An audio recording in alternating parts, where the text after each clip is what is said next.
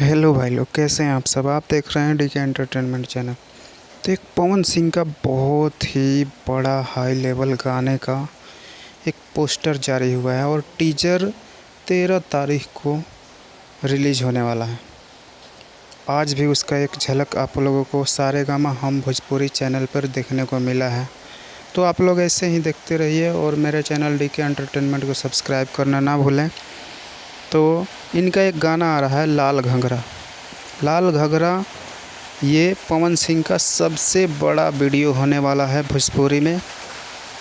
इस गाने को लिखे हैं विजय चौहान जी ने और म्यूजिक शुभम राज का है और पवन सिंह और शिल्पी राज की आवाज़ में आप लोगों को सुनने को मिलेगा। तो इस गाने को गर्दा उड़ा कर रख देना है। टीजर आ रहा है भाई लोग 13 तारीख को।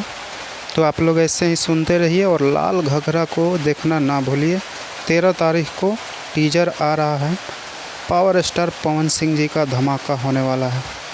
तो आप लोग ऐसे ही प्यार देते रहिए और मेरे इस वीडियो को कमेंट करिए, लाइक करिए और मेरे चैनल को सब्सक्राइब करिए।